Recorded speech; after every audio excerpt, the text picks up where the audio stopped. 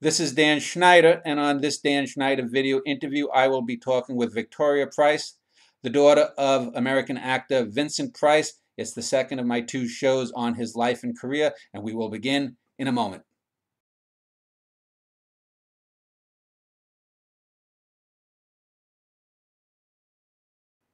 Well, welcome, Victoria Price. This show, I want to focus, or in this segment, I want to focus a little bit more about you and who you are, and then talk about your father and your relationship with him, since you have written a book about him a few years ago, and you also have a website. When I spoke yesterday with Peter Fuller, who's an expert on your father's career and life, he talked a little bit about your father's work in the arts and cooking, culinary stuff. And I know from looking at your website that you're a designer as well, and you're also big into the arts. So if you could tell some of my viewers a little bit about who you are, and then we'll sort of work our way back to you and your father. Sure. My dad was often called a Renaissance man, and what I've discovered is that's what they call you when you're famous. And when you're just a regular person like me, they call you a workaholic multitasker. So often when I'm introduced to give a talk, they list like 20 things that I do, and I get up there and I say, oh my God, it sounds like I can't make up my mind. I think I was raised by two parents who really believed that to be curious about everything is the recipe for an extraordinary life. And that's how I've lived. I wear a lot of hats, I do a lot of jobs, but it really all comes from an immense amount of interest in many facets of living. So I am a designer, I am a public speaker, I'm a writer, I'm an art historian. I put together art collections for people. I'm a second year student in a seminary program and will be an ordained minister at the end of this year. And that's just a little tip of the iceberg. I'm an inveterate backroads driver. I'm a poetry reader. I'm an amateur photographer. I'm a birder. I just am interested in living and being alive. That's quite a diverse background. I don't know if you got a chance to see the show I did with you with Peter Fuller, because I wrote a sonnet and did a little video bit of with your father. I'll also include it in this show too, so you can watch it a little bit later. So, are you a public speaker in the sense that you speak on art and you lecture about art history, or is it more of like the self help motivational type speaking? I think at the end of the day, it would come down to being inspirational. So, whatever people ask me to speak about, the message is really the same. How can we live open hearted, generous, connected, passionate lives that give back? But I'm asked to speak about art. I'm asked to speak about design. I'm often asked to speak about my father, of course. And now, because of the cookbook, asked to speak about his legacy in culinary history, which is hilarious because the fact that anyone would ask me to speak about anything to do with food is really, both of my parents are rolling over in their graves. But really, it just comes down to this message of living a connected, generous, open hearted, giving life. Now, Peter Fuller had mentioned too about your father's art collection, and now it's in some museums. And he didn't know the answer to this question when I had posed it to him, so I'll pose it to you. He said that you probably would know. Were there any artists who later became major artists whose work was discovered by your father, either abroad or here in America? Discovered is one of those words that Well, elite people brought to like to light. throw around as though, they hadn't existed before some person of import came upon them. But I think my dad was very influential in promoting the work of certain artists. One of the major California abstract expressionists and a major figure in abstract expressionism the world over was a man named Richard Diebenkorn. And my father was one of the early buyers of Richard Diebenkorn. And Gifford Phillips, who's an amazing major American collector, once shared with me that he never would have bought Diebenkorn if my father hadn't encouraged him to. So that's the example. It's not like my father picked up a rock and found somebody. Yeah. These people had many, many supporters. It's just that my father understood the power of his fame to give back. But one of my favorite stories is about Henry Miller, who certainly needed no discovering. He was an incredible writer and a very famous writer. My father certainly had read all of his books. And one day, my dad was running a little gallery in Beverly Hills, which was literally called the Little Gallery. And he very cleverly placed it on Little Santa Monica Boulevard in Beverly Hills between a bookstore and a bar, because he felt that it would bring in the perfect blend of intellectuals and inebriates. Those are his words. And it became a gathering place during World War II for the expatriate community in Los Angeles who had come from Europe and sorely missed that cultural vibrancy that existed in Europe. So amazing people came there. Stravinsky, Schoenberg, Thomas Mann, Aldous Huxley. I mean, I wish I'd been alive to see it. And one day my dad got a little package in the mail with these wonderful sort of Chagall-like watercolors. And my dad just thought, oh my God, these are incredible. So he read the letter that came with it. And it said, if you like my work, I don't want any money, but if you would please send me a crate of oranges, 6 pairs of black socks, and a tube of vermilion, I'd be very grateful. That's not the exact list, but more or less. And my dad got to the end of the letter and it said Henry Miller. And so my dad began this sort of a socks for art exchange with Henry Miller. And he was really the first person to champion Henry Miller as a painter. Henry Miller went on to become a very well-known painter, as well known for his painting as he was for his writing. And he wrote also some wonderful books about the importance of making art. Paint as you like and die happy. How's that for the title of a book? So he went on to live in Big Sur and become collected the world over. And my dad was really the first person to give Henry Miller his due as a painter. And Henry Miller acknowledged that.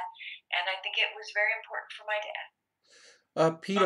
Peter Fuller had mentioned that your father had especially championed what's now in these days called like Aboriginal art, art of people, Native Americans, Aboriginals, Maoris, that kind of people, that kind of art.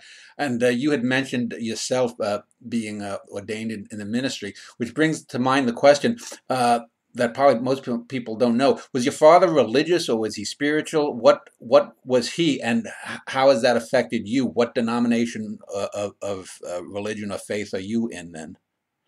You asked the question the perfect way, because I think the arts were my dad's religion.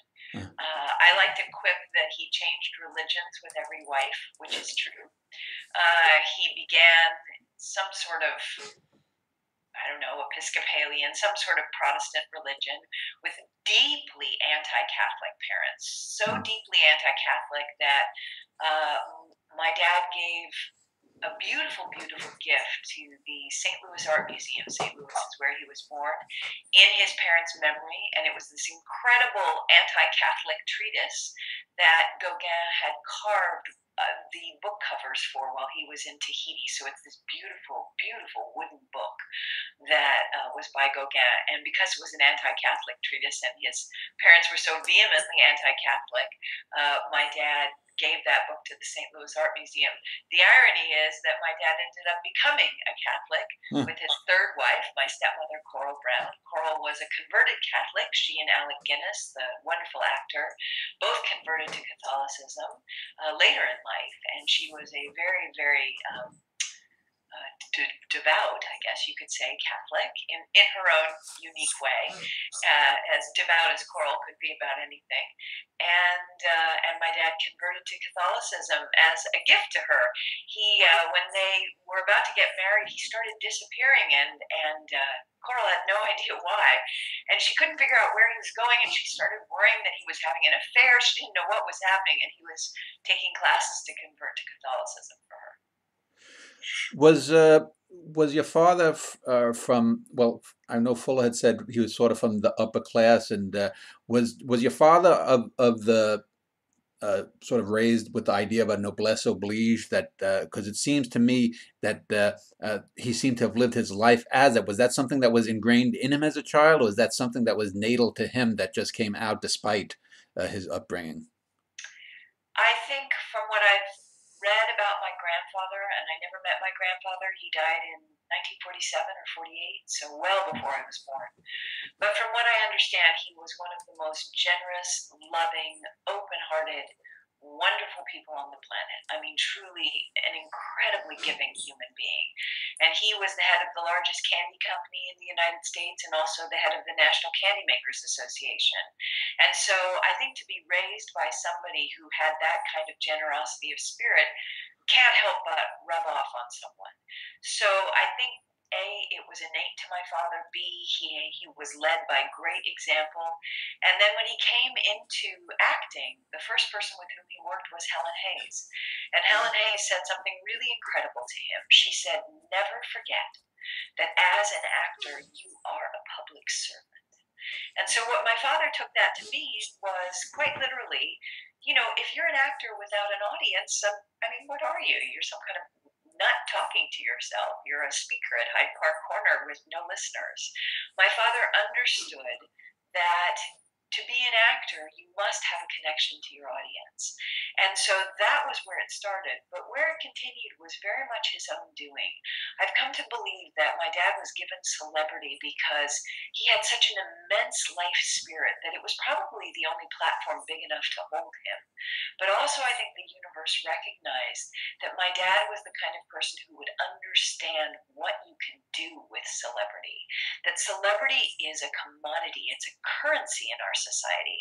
And I really prefer the term currency because currency means a form of exchange. And so my father understood that his fans gave him his livelihood by being willing to pay to go see his movies, to come hear him speak.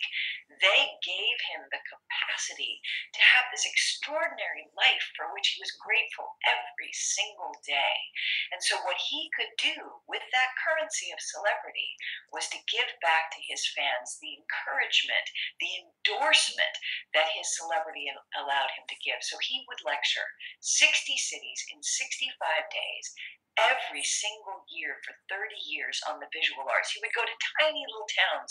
A woman came up to me recently and said, "Your dad came to this little tiny community college in Western Kentucky." And I was a teenager, so I didn't know better. So I went up to him and I said, "What are you doing in Western Kentucky?" And he said, "I come here because this is what I love to do." I recently gave the homecoming speech at a small school in northeastern Missouri, and my dad went there more than any other college in the United States because he fell in love with their liberal arts mission. And it truly is the middle of nowhere. It's very difficult to get to. And my dad went there over and over again because he loved their mission and he loved the idea of encouraging these students to go out into the world and pursue their passions. And so I think my dad really had that generosity of spirit and then was given this extraordinary platform. And I think it's a great object lesson for today's celebrities. Celebrity is not something conferred upon you because you're so fabulous. Celebrity is something conferred upon you because people resonate to something in you. And the celebrities today who understand that and use that power to give back, to speak out for the causes in which they believe, to give back to their fans and encourage them to have the lives they lead. Those are the celebrities I'm interested in. And that really is my dad's legacy. What do you think in your own life as a professional designer in the arts and public speaking? Do you think that you have either consciously or subconsciously tried to take some of your father's works or his life mission and recapitulated that? Has that been a conscious choice, do you think, or an unconscious choice, or am I off the mark? When you're the kid of a celebrity and you're younger, really the height of your ambition is to be your own person. I mean, maybe that's not every kid of a celebrity's ambition, but it certainly was mine. I did not want to be Vincent Price's daughter. My dad went to Yale. I got into Yale. I was so determined not to be Vincent Price's daughter. And so I didn't go to Yale. I went to another extraordinary school. I went to Williams, which had, at the time, the top art history program in the country. And that was our mutual passion. So, of course, in that, I was being Vincent Price's daughter and studying art history. And when I got to Williams, they said that we could go read our applications and see what the people who'd read them had written. And so I did. I went and I read my application, and they circled five things, four of which were the name Vincent Price, and the fifth was a stubborn but artistic temperament. So that was my big lesson learned, that I was never going to be able to escape it. And so slowly but surely over the course of my lifetime, I've understood that my legacy is not in being the child of a celebrity, but having in some tiny little way, tiny little way, that platform conferred on me to be able to use the love that my father's fans have for him, still have for him to this day, to be able to encourage them to continue pursuing their passions. I taught for many years. I helped start a school. I've taught at university. I've taught from fifth grade up to graduate school. And I love teaching almost the best. And teaching is not about telling someone something you know that you think is important. What teaching is seeing people. It's seeing who they are. And that's what my dad did best. Yeah, he was an actor, but really what he did best was hear and see people and encourage them to hear and see themselves. And so if in some tiny, itty bitty little measure I can do that, I'm very, very happy now to be following in my dad's footsteps. Well, let me wrap up this first segment just asking you about the biography you wrote at the end of last century. Basically, it's That titled makes me sound so old. "A Daughter's Biography." So, is this basically your story, your father's story, or of you twain? You know, I was born when my dad was 51 years old. Hmm. So I wrote the first 51 years of that biography like a biographer. Yeah. And so the book is really divided into two sections. And then the second section is, I hope, mostly objective, because you have to realize that even though I was born when he was 51, I was a kid. And then once he married my stepmother, it was very difficult. She excised my brother and me from much of my dad's life. So I got to look at my dad's life from the outside in. He was a very busy man. He was a workaholic. He was away constantly. And so although we were very close, and I think, you know, he loved me deeply, deeply, maybe as much or more than he loved anyone in the world, except, you know, obviously his wives, my brother, his dogs, and art. But we were, as my friend Carrie says, the holiest of holies, that inner circle, and I knew that, and yet, despite that, I had some objectivity. So really, it's a biography, but of course, it's skewed because I am his daughter, which is why I called it A Daughter's Biography. Well, let's end this segment, and we'll talk a little bit more about your father's life and your life with him growing up, and we'll do that in a moment.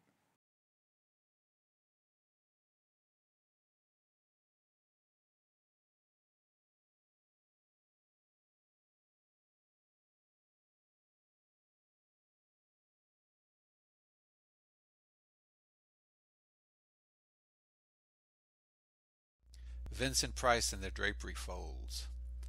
An indignant resign resides in the box that shapes his eyes within the frame of the world, windowed and decorated and fluttering in the motions of motion you largely see but choose to ignore. His earlier career was a banal extravagance into here, where the flesh remembers no time. He was not creepy and old and decaying, with silent eyes that entwined you like the billowing cloth which frames your gaze away from television and into the real world or out into it, because all is tragic when one is without, as he in between the cloth and the glass, or the divine chaotics of wish and snowflake.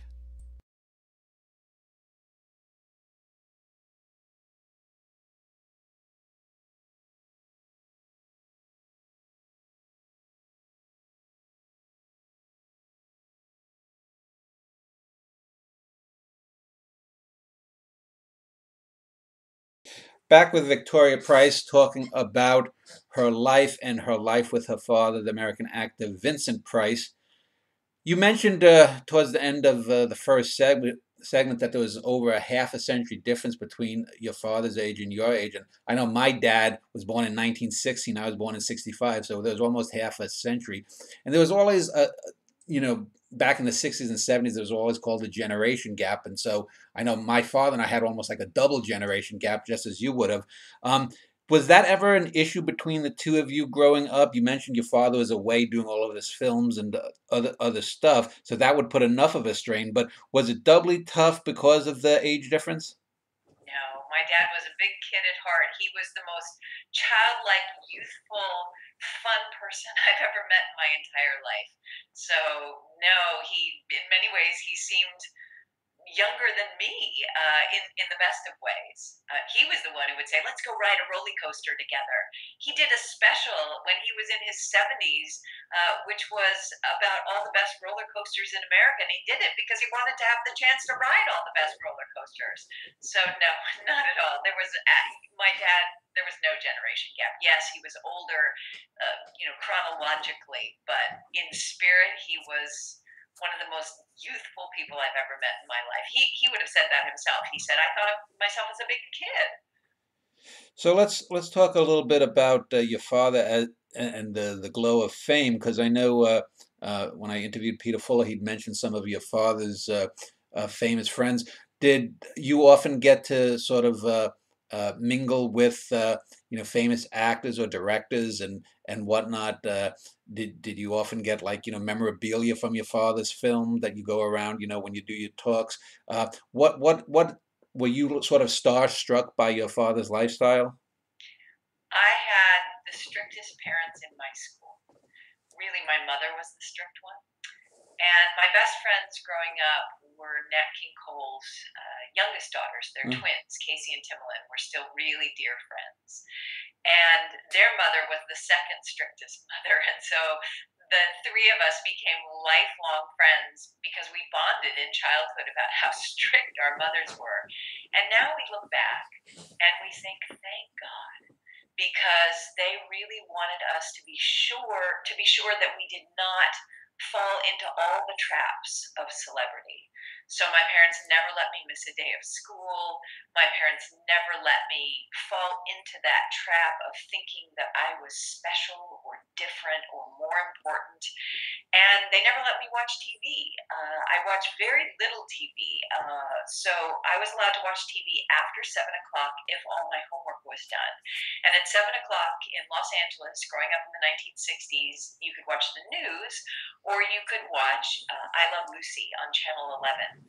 So I watched I Love Lucy. I became obsessed with Lucille Ball, and I think I made a very good choice. And so she was really the only person by whom I was completely starstruck. And when my dad did an episode of Hello Lucy, my parents knew that. And so they brought me to watch the taping of it. And my dad sort of spoofed a character of himself. Yeah. And Lucy calls our parents home, my parents home, and she asks for my mother, and she says, "Hi, Mary." And she said, "And how's little Vicky?" Now, I loathe the name Vicky. Loathe the name Vicky. But if Lucille Ball was going to call me Vicky, it was fine with me. Lucille Ball knew who I was. Oh my God, I was over the moon. That and the only other people I've been starstruck by were two people. I got to meet Sidney Poitier, and I got to sit next to Gene Kelly at the opening of a play that I had done the advertising for when I was in my 20s, and I understood finally then what it was like for my dad's fans, because I was sitting next to Gene Kelly and I'm a huge dance fan, and there he was, and the poor man was stuck next to me all night long, and he knew I was this big fan. I was like, "Oh my God, Mr. Kelly, I love your," and of course, I never mentioned that I was Vincent Price's daughter because I was the fan and they had done a movie together. They did the Three Musketeers together in the 50s. That might have eased his mind a little, but I was just over the moon. And then really as a kid, what and who I was a fan of were animals. I've been an animal lover my whole life. My dad was great friends with both of my parents. My mother's best friend was a woman named Martha Amory, and her husband, Cleveland Amory, started the Fund for Yeah. Animals. Hmm. And so I got to have incredible experiences with animals, but the best was one year for my birthday. Both of my parents took me to meet Lassie. Lassie! Oh my God, I got to spend the whole afternoon with Red Weatherwax and all the Lassies and all the other animals he trained. I have these adorable pictures of me being followed around by little ducklings. Now that's starstruck. Lassie! You'd mentioned that your father had been married several times, and I'm just looking online at some of your father's bios. So your brother is your half brother with your father's first wife. Was there ever any tension between either you, the children, or between your father and some of his ex-wives? Or was it all pretty kosher? People always say, oh, it'd be great to make a Vincent Price biopic. What an interesting life he had. And I say, yeah, there's one issue. All biopics are based on conflict. There has to be some sort of drama or conflict. For a celebrity, he led a remarkably conflict-free life. Yes, that divorce with my brother's mother was very difficult. It was chronicled in the gossip columns, and I don't think it was very pretty. That said, they remained friends for the rest of their lives. My mother helped raise my brother. My brother came to live with my parents, and my mother and father raised him from the time he was a teenager. He was very, very close with both of them. I think that the greatest conflict was my stepmother, probably, who liked to call herself my wicked stepmother, which is an indication, I think, of how she felt about herself. But even with Coral, I had a remarkable gift in knowing Coral, who was one of the most extraordinary women on the planet. It was difficult. It was absolutely difficult. But she was a strong, brilliant, powerful, witty, talented, sexy woman, and she taught me a lot about how to be that kind of woman in the world. So, whatever the difficulties were, I have long since forgiven her. She brought my father immense joy, immense joy. She gave him a lot of confidence to do one of the things that was most important to him at the end of his life, which was playing Oscar Wilde in a one-man show. Mm. And she taught me a tremendous amount about how to be the kind of woman I wanted to grow up being. So what prompted the writing of the book? Did you start it before your father died? Your father died in 96, I believe, and the book came out in 99? My dad was very ill at the end of his life. And it was one of those very difficult things where he lost everything but his mind.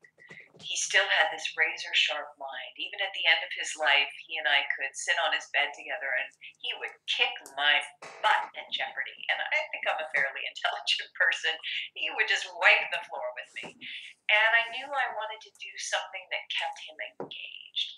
And a dear friend of mine said, why don't you work on a book with him?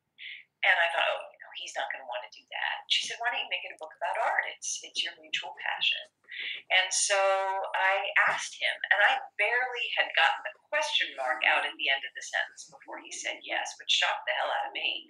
And so we spent 9 months, 3 afternoons a week. I had a great job where I worked in the mornings and I wrote in the afternoons.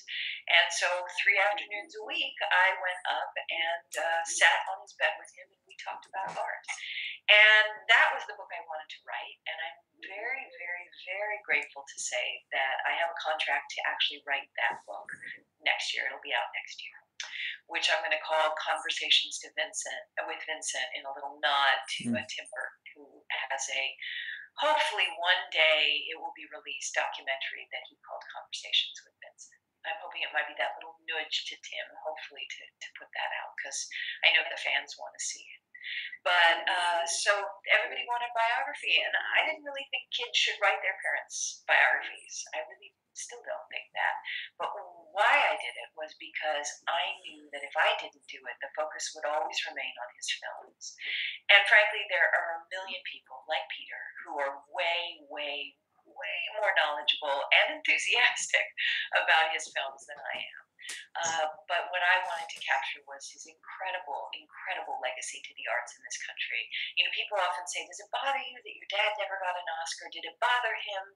No, I don't think it really did. I think he knew who he was as an actor. What bothers me, and I think it bothered him a little, was was that he was never awarded a Kennedy Center award. He should have been. I was just My going to ask dad that, in did fact. so much for the arts in this country that people have no idea. So much for the arts, and it is a shame. It is a shame that that was never acknowledged. Was your father survived by his three wives, and how did your brother and they then were they conducive to the book, or did they have some typical kind of problems with some like private stuff being aired, perhaps? So mercifully, my stepmother died before my father, or I wouldn't have been sitting on his bed and talking about art. So, and my brother's mother died also before my father, so only my mother was left alive. And my mother always supported me in everything I did. The difficulty for me was that my mother was private to the point of almost mania. She never even allowed me to tell people who my father was growing up. I had to lie. Hmm. And so we lived with an armed security guard growing up. She was a very, very fearful person. And she asked me not to even to talk about her or anything in her life to my friends. And so the fact that I was going to write a biography about my dad, that was fine. She'd always been his greatest supporter. But I had to talk about their divorce. And, when I was about 12, I came down to ask my mom a question about my homework. And she was on the phone, so I was standing sort of staring at the TV, and I saw my dad's picture flash up on the TV. And so I went over to, she had the mute, she had the volume down low. And so I went over to hear what the newscaster was saying. And he was saying that my father was marrying Coral. And I only knew Coral as the house guest. I had no idea. I was a really innocent kid. And so I was the one who had to tell my mother that my dad was marrying Coral. And Coral was not kind to my mother. Coral sent Catholic priests over to my mother and asked her to have the marriage annulled, which would have made me illegitimate. Coral was not, lovely. And she was very nasty about my mother and to my mother. And my mother always took the high road. My mother was always gracious, but I will never forget how it felt to have to tell her about them getting married. It was one of the worst moments of my life. And so that writing of a biography was that writ large, and it was unpleasant. And I know absolutely that if I were to write that biography now, I would write a vastly different book. That said, I remember far less. There's other things that are more interesting to me now than the minutia of my dad's life. So I wish I was sort of both people, the 30-something-year-old who had that razor-quick mind, who remembered all the details of my dad's life, and the me now who has the distance from my mother to be able to write more of the truth. I know when my dad had been dead a few years, he had served in the Civilian Conservation Corps back in the Great Depression, and my mom and I went through one of his lockers, and she was surprised before he was married. He had all these like love letters from these girls out in Idaho and Washington calling him killer and whatnot. Killer. When you were doing the book or researching your father's life, were there any moments, any like love letters from women, or any like a letter from a Jack Warner or something, and anything that surprised you that said, "Whoa, I can't believe that happened to Dad." There were many things that surprised me, and I wrote about all of them, discovering my dad's early anti-Semitism and how he changed, how he began life like many of the upper class in America, with some slightly anti-Semitic tendencies. That was very surprising to me because that was not the father I knew, so I revealed that as an object lesson about how people can change. And there was one lovely little love interest, and he referred to having a fiance when he was in his 20s, whom I never knew about. And I put that out in the book, and we found out who she was, and I became friends with her daughter, who of course knew my dad because he remained great friends with her mother. And so that was a really lovely thing. I learned her story. She was from St. Louis, a wonderful woman. Her daughter is a wonderful woman, and it was a real gift, absolute gift, to put that out there and have that mystery solved. Quite fun. You mentioned earlier your grandparents being sort of anti-Catholic, and you mentioned your father's now anti-Semitism. And yesterday, when I was interviewing Peter Fuller, I came upon information that your father had done one of the first AIDS PSAs, public service announcements, back in the 1980s, and it also said that he had been supportive of his daughter, which I would assume was you, coming out as a lesbian. So I'm wondering, did your father initially, was he, if he was coming from this WASP background, was he like anti-gay, and then did he somehow have a turnabout in dealing with you and your life, or was he always more open to that, due to his years in the arts? Oh, he was absolutely not homophobic whatsoever. Never was for one second. And I want to clarify about the anti-Semitism. That was a class thing. Not to get on the political soapbox here, but there's been a lot of conversation about countries welcoming or not welcoming refugees. And Franklin D. Roosevelt, one of the most extraordinary presidents we've ever had, turned away boatloads of Jewish refugees. Mm. I remember reading that 30 years ago and being shocked that Franklin Roosevelt, one of the people I admired most in the world, turned away boatloads of Jewish refugees at the shores of America. And I remember thinking, how is that possible? And so it was with that context of understanding, the Roosevelts were this patrician, waspy, upper class family. And that was my father in a Midwestern, much smaller way as well. And so that anti Semitism, let's not kid ourselves, it's inbred into the culture of our society in not a good way. And so the fact that my father understood that that was wrong and that that was not who he really was in his heart, and that he became who he was in his heart. So, no, he was not homophobic ever. But in 1986, when Ronald Reagan, another very famous actor, wouldn't even use the word AIDS, wouldn't even acknowledge that AIDS existed, and many, many, many people died as a result of that. My dad did a public service announcement about why we should not be afraid of AIDS. That is somebody who understands what the power of celebrity is. My dad was voted right at that same time in his life the man in America that housewives most trusted. So this isn't just some horror actor talking to horror fans. This is a man who was the spokesman for the American Dairy Association. This is a man who was the first, spokesman for the California Wine Institute. This is somebody who was regarded as a cultured, erudite, very intelligent, Yale-educated man. And in 1986, when nobody was talking about it, there were people. Elizabeth Taylor obviously was doing a tremendous amount. There were celebrities who were doing things, but my dad was one of them. And that is the power of celebrity, and that's the father I'm so proud of. And yeah, so when I came out to him, my mother was not okay with it. She didn't speak to me for 3 years. And one of the things she said was, do not ever tell your father, it would kill him. So I was scared to tell him, frankly. She put the fear of God in me. And when I finally did tell my father, he was so loving and warm and accepting and incredible.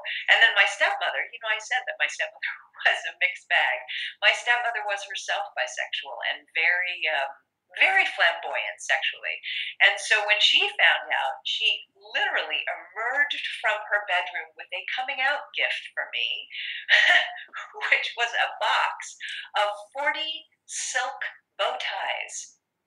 I wasn't quite sure what I was supposed to do with 40 silk bow ties, but the more hilarious thing was that she had 40 silk bow ties waiting for I don't know what, her stepdaughter to come out, I guess. It was hilarious. But both of them were incredibly, incredibly accepting and loving, and I will always be grateful to both of them for that. Well, you mentioned the PSA was 86. I'm thinking by that time, maybe Rock Hudson was probably the most notable actor who had come out as having AIDS by that time, who would be vaguely in your father's generation. Was your father friends with a number of people in Hollywood who had had AIDS, or was still silent about it then? Or was it you prompting him, or was it just his own political conscience or whatnot that prompted him to do that? Or was he contacted by the the makers of the PSA? You know, we lived across the street from Rock Hudson when I was a kid. And, oh my God, I was a huge Rock Hudson fan. And, you know, it wasn't something that was ever spoken about growing up. We had many, many uncles and uncles who came to family gatherings, the closest of whom were Uncle Rupert and Uncle Frank. And Uncle Frank had been a one-star general who became a Hollywood producer and later won an Oscar for producing Patton. And Uncle Frank was a publicist. He was Grace Kelly's publicist and dear, dear friend, and ended up remaining her publicist throughout her life, even after she became Princess Grace. And they were two of our closest friends. So they were always part of our lives. And I remember knowing that they were together, although there were never words for it. So when I was asked to go across the street one time to drop off something for Rock Hudson, I was so excited because I just, oh my God, I didn't have a crush on Rock Hudson. And so I thought, oh, I'm going to get to go meet Rock Hudson because, you know, there was no idea that you couldn't have a crush on Rock Hudson, even though you sort of knew something. And so I went across the street and, you know, knocked on the door, and this beautiful man came to the door. And I remember thinking in my 10-year-old mind, oh, that's his, you know, Uncle Rupert or Uncle Frank. I didn't really know what it was. I just knew that's who he was. And I still had a crush on him. So, you know, I'm sure that really, if I had to guess, I don't know how it came about that PSA announcement, but if my money is on Coral, Coral had many, many, many, many gay friends. She was literally like, you know, she referred to herself as, you know, Little Red Riding Hood, bringing strawberries to everybody with AIDS. She lost many, many, many of her dearest friends to AIDS, and she was always there, an incredibly giving and generous person with the gay community, and deeply loved by the gay community. So my guess is that's why he did it. I do want to tell one really sweet story about the early days of the gay community in Hollywood, because it was told to me and a group of people at a party that I went to with my dad. And it was the party happened to be in West Hollywood, and we all had a very difficult time finding a place to park because it was gay pride, so you couldn't find a place to park. And one of the people at the party was Charles Nelson Riley, whom my dad knew, of course, from Hollywood Squares and many other things. And so Charles Nelson Riley got up and told this adorable story. And of course, being Charles Nelson Riley and completely flamboyant, he acted the whole thing out. But he told the story of the very first gay pride parade in West Hollywood. And he and many, many other actors had been invited to be on a float. And the banner on the float and the whole theme of the float was actors in support of gay pride. But when they got there that morning, there had been a misprint on the banner, and the banner read gay actors in support of gay pride. And so one by one, every actor found a very convenient excuse at that very first gay pride parade not to be on that float, until at the end of the entire thing, it was a massive float with only Charles Nelson Riley on it. And so picture, if you will, Charles Nelson Riley acting this whole thing out and doing his, you know, celebrity wave to, you know, crowds of people on Santa Monica Boulevard, the only person on that float. And I've always loved that story, and I've always loved Charles Nelson Riley as a consequence of hearing it. Yeah, there's a new channel called Buzzer that came on earlier this year. It's like, you know, one of these minor channels. It's sort of like a game show network, and I've been watching a lot of the match games from the 70s with Charles Nelson Riley. They don't have Hollywood Squares, which your father appeared on. I don't think your father ever appeared on Match Game, did he? No, 900 Hollywood Squares, Yeah. though he did. Yeah, with what's his name, Paul Lynde. And it was funny because there was some article comparing about the game shows of the 70s, and it was sort of like Paul Lynde was sort of the dark gay character, and Charles Nelson Riley was the gay man in the 70s that everyone loved. And but anyway, I wanted to end this segment with just getting back to you and your career, because I'm looking that you've done some work in industrial design, and I'm wondering if that's about green-friendly technology or anything. What is your role in industrial design? Does it have, you know, anything to do with green-friendly technologies or anything like that? You know, I actually am not an industrial designer. My doctoral work I did my doctoral work because, of course, I couldn't do it in one thing. I did my doctoral work in American studies, and my two areas of interest were, well, three: feminist studies, celebrity studies, and then the cultural history of industrial design in this country. And that Okay. came about because I had the immense privilege of growing up with dear, dear family friends with whom we spent every Thanksgiving, Henry and Doris Dreyfus. And Henry was among the first industrial designers in the world and an extraordinary human being, one of the most extraordinary human beings, both of them, that I've ever had the privilege of meeting. And so my interest in industrial design is the way in which industrial design created the image of America that allowed us to become the global superpower based on the iconography and imagery that we portrayed to the rest of the world. So that's my interest in industrial design. It's really an intellectual interest. Oh, I'm wondering then, since your interest in painting, what do you think of the precisionism movement of the early 20th century? You must be enjoy those kinds of paintings then. Oh, very much, very much. But I'm an omnivore when it comes to art. It took me a long time.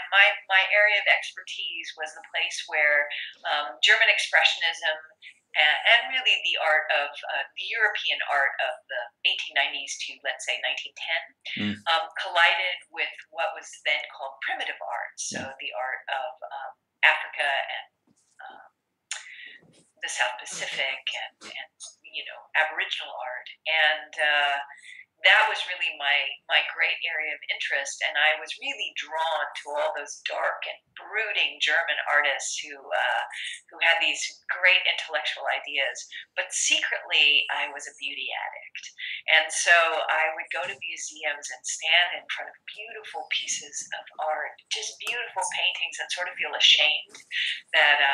That I love things that were just so purely beautiful. And one of the great gifts of getting older is you don't have to be ashamed of who you really are. And so now I just go and look at beauty wherever I can find it and be grateful for it. Well, let me just end it with this question. What, in all of the painting movements or whatnot, does one particularly resonate with you, like the Hudson River School painters, or the abstract expressionists, or the pop artists, or the high modernism? As I said, I'm an omnivore. You mentioned the Hudson River School. One of my great fun experiences was with my wonderful friend. She's an incredible writer, playwright, director. She just won the Emmy for writing the HBO special Olive Kitteridge. And she and I were in Washington with a group of people, and she and I have this sort of art fix together. And we snuck away to go see the great, great, huge canvases from the Hudson River School in Washington, D.C. together. And one of my really fond memories of my life is standing with Jane, oohing and awing over those canvases that were the IMAXs of their Yeah. day. But I'm an omnivore. I would say, though, if it had to narrow down to one thing, probably I'm a lover of Navajo textiles between 1890 and 1910. Hmm. And I could happily live surrounded by those beautiful, beautiful, incredibly abstract 25 years before Broadway Boogie Woogie, before Mondrian, these women out in the middle of nowhere on the Navajo reservation were making the most extraordinary, extraordinary abstract pieces of art based on how they saw nature and what was happening in their minds. And so if I had to choose, I'd choose Navajo transitional textiles between 1890 and 1910. All right, well, let's end this segment. And in our last segment, I want to talk a little bit more about your father and his cooking, and some of his ideas on art, and some other little things that have come up. And we'll do that in a moment.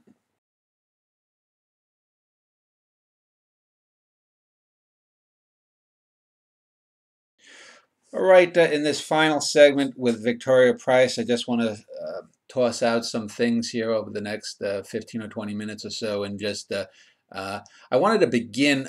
Peter Fuller, when I interviewed him yesterday, had mentioned that one of the few regrets that your father had, that at least that he had heard of, was that he was always sort of ghettoized in the minds of some of his fans as a horror actor, and he had taken some pride in some of his theatrical roles more than any of his other films. Do you think that your father, if he had had a choice, would have rather have been, a Barrymore, known for his stage work rather than for doing some of his horror films? Or do you think that he was more at ease towards the end of his life with the fame that came to him? I think my dad was a populist. And I think my dad loved to work. And I think my dad was an omnivore. That's where I get it. So I think he was grateful for whatever came his way. I think where his difficulties was in not being offered other kinds of roles. And when the roles got really bad, then any actor really would have bridled at it. The thing was, my dad couldn't say no. So a lot of actors would have said, I'm not going to do it. My dad said yes to everything. And as a result, there are some things that were truly terrible. And he knew it. Some of those happened early in his career, and he was under contract and he didn't have a choice. But later in his career, when he did have more of a choice, he still couldn't say no. And I think at the end of the day, I bet you if he were sitting here, although I have a hard time picturing him sitting here on these hard floors with me. But I imagine him sitting here on these hard floors with me, he would agree. Well, I know that one of the things that I always found about your father's acting, and even in some of the films, some of the sillier stuff like The Tingler, which is like an almost ludicrously funny film, the creature that's the monster called the Tingler is so silly, and it's one of those William Castle films with all the gimmicks and whatnot. But whatever film that your father is in, whatever scene, he always was able to sell it. There was always a kind of gravitas that he had that, well, if not gravitas, a believability that no matter how absurd the line he was uttering, or no matter how absurdly dressed he or a fellow actor was, you believed in the moment that this was actually happening, or that the character he was portraying believed this was actually happening. And to me, that's the sign of a good actor that can sell the moment, no matter how ridiculous. Did your father ever talk about his acting technique to you?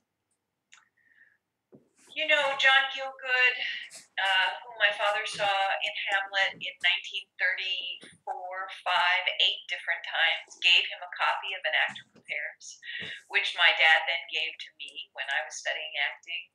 And so certainly my dad was aware of Stanislavski and the method, and I think he took his acting very seriously. In his very first role, he played Prince Albert, who was a native German speaker, and because my dad spoke German, he translated all of his lines into German so that he would think as Prince Albert did.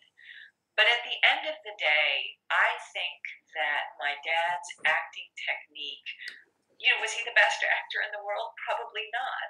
But he was somebody who people were drawn to in a way that's almost inexplicable. And that transcends acting.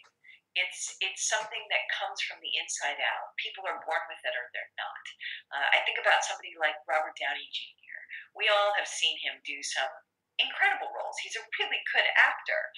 But beyond any of that, there's a quality in him that transcends him being an actor, and it's something about how he moves through the world, the dark and the light and the joy and the whimsy and the not taking himself entirely seriously and the little nudge and the wink. I think for me, I've been thinking about this recently. I have no idea why, but I think that quality in Robert Downey Jr. is something that has allowed him to do all sorts of things, including these these superheroes, right? And that's the same quality that allowed my dad to become the king of horror, when in fact he was the least scary person on the planet. Yeah, I had mentioned that he's as associated with horror as someone like John Wayne is with the Western film. I know towards like the late 80s and 90s, I remember your father appearing, if not often, every so often on talk shows. I think I remember seeing him pushing one of his cookbooks on, I guess it was at the time, Regis and Kathy Lee kind of talk shows. Talk about a little bit about your father and his reputation as a gourmand. I know he went all around the world filming his films. Did he pick up recipes from around the world? How did his interest in that evolve? It evolved because he liked to eat. He was 6'4" and he could pack a lot in, and he had as big of an appetite for food as he had for life. And it's funny if you watch some of his movies, The Bride, for example. He was huge in that movie. He was 6'4" and he, probably weighed 100 pounds, close to 100 pounds more than he weighed at the end of his life. So he could go way up and way down in weight. He loved to eat. And so when he loved something, he was an enthusiast. He was absolutely an enthusiast. So he would go up to the chef and he'd say, "Oh my God, that was just such an amazing, amazing, recipe. Can I take it home and try it?" And in those days, the culinary establishment wasn't, so grand as it is now. And so he was willingly, given recipes. And then who could resist my dad? He was honestly the most charming man on the planet. So he would go home and try the recipes. My mother was a designer, and she would always bring home design elements. I like to say that we could have eaten off of a different plate every night for 5 years and never washed a dish. There was not a china set that she could, resist. And so, and they weren't fancy china sets she would bring home. I mean, they were fancy but not pretentious.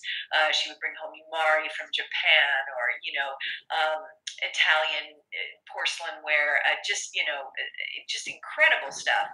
And so they would recreate these experiences of being in Japan, of being in Italy, of being in France. And so when my dad sold art for Sears Roebuck, incredible story. He had the opportunity to become a spokesperson for Sears Roebuck, and he bought, I think, something like 50,000 works of art for Sears. And people could buy a work of art, a Picasso, a Vuillard, a Dali, an emerging artist, a Whistler, incredible works of art on their Sears credit card with a money back guarantee. And he bought all of them. My mother framed quite a few of them. And so he then was encouraged by the Sears executives to write this cookbook with my mother. And it's really, they both wrote it together. And it embodies their philosophy of life almost more than anything that they did. And it's this philosophy that I've come to distill down to 3 words: explore, savor, and celebrate. So explore meaning be curious about the world. Don't just sit in your little corner. I posted this great Mark Twain quote on Facebook that a friend of mine had put up, that says, "Travel is fatal to bigotry and prejudice," because all of those can exist if you sit in your little corner of the world and think you're holier than thou. But when you go out into the world and you recognize that we are all one, all of a sudden all of those ideas of us and other disappear. And so that cookbook is about exploring the world, and one of the great conduits for exploring the world and learning about other people's culture is by breaking bread with them. Savoring is about then stopping and being quiet long enough to really taste deeply, not just the food, but the experience and the country and the people, all of it. And then the last part is celebrate. And for me and for my mother and for my father, celebration is really an expression of gratitude.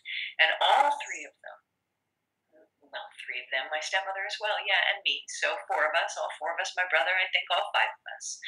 We are all immensely grateful for this incredible life we've been given. I mean, how fortunate are we? How incredibly fortunate am I to have had the experiences I have had? And so celebration isn't, popping a cork and getting plastered. Celebration is expressing gratitude by sharing your gratitude with others and saying thank you. Have you ever been approached about your book, about doing some kind of a film or some kind of a TV project? And who do you think, if there's any actor nowadays, could essay your father? I've asked that question on the internet because I run my dad's Facebook page, which is really, really fun. And we started it just about 2 years ago, and we have close to 140,000 Facebook fans now from nothing. And he's been gone almost 25 years. So it's really been fun for me. And then meeting fans face to face. And people throw out suggestions from time to time. Mostly people say, "Oh, I don't think anybody could ever play Vincent Price." But the person that comes, I think, most to mind for me is also a man from St. Louis, Kevin Kline. I think Kevin Kline could play my dad.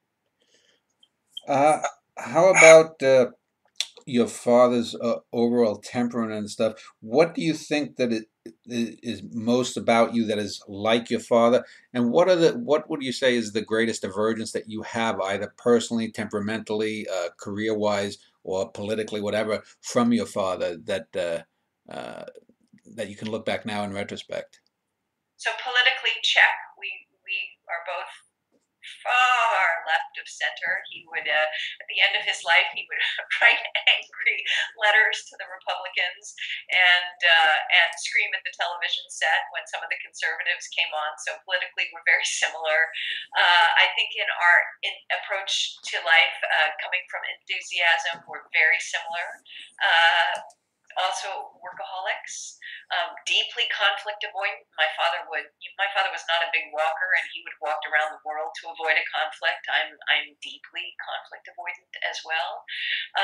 But I think the main difference between the two of us is that he was a pure extrovert. He loved people. People recharged him. And I love people in a very different way. I love people, but I like quietly taking them in. He needed that sort of exchange with people. It literally was like, zzz, that energy, that electricity that fired him up. I like that in small doses. I love meeting people. Last night we had an event here in Los Angeles at the Vincent Art Museum, and my favorite part of the whole event would have been his favorite part of the whole event. It was seeing the artwork in the student art show and meeting the students and hearing them talk about their art. Oh my God, I love that. That for me was the highlight. That's what I absolutely loved. But, then I need to go home and kind of be in my own little space. I'm a deeply spiritual person. You asked what kind of my spiritual practice is. I will be ordained as an interfaith, interspiritual minister, and I've really created a practice that has a lot of different elements to it that I've taken from both how I grew up, which was a very metaphysical sort of Christian, but kind of a primitive Christian background, primitive Christianity, and from that expanded into I'm a great lover of many of the current modalities, particularly Course in Miracles, but also Hinduism. But really, for me, nature, and just quiet, silent connecting with the divine through reading, through journaling. That's how I recharge my battery. I have to be out in nature, and in fact, my battery says it has 5% left, and so when the screen goes black, I will be out on a hike. Okay. Let me just ask you before we just do closing remarks. Is there one anecdote that you think could either sum up, either your relationship with your father or the sine qua non of who he was? Is there one story, and whether it's well told or not, that you think would portray your father as he was to someone who never had heard of him? This is not my story, it's Alan Bates' story. But Okay. Alan Bates was at dinner with my dad and Coral in London, and a fan came over to talk to my dad. Oh, Mr. Price, I love your work. I'm such a great fan. Would you sign my autograph? My dad never said no to an autograph ever. So he signed the autograph, and Alan Bates was sitting next to my dad, who himself was a very famous actor, and Coral certainly a very famous actress, but it was my dad, this woman, wanted to meet. And so my dad signed the autograph, and Alan looked at what he'd signed. And when she left, Alan said, "Oh my God, what were you thinking?" Because my dad had signed All My Best, Dolores Del Rio. And Alan Bates said, "This woman, when she gets away, she's gonna come throw soup over our heads. She's gonna be furious. Why on earth did you do that?"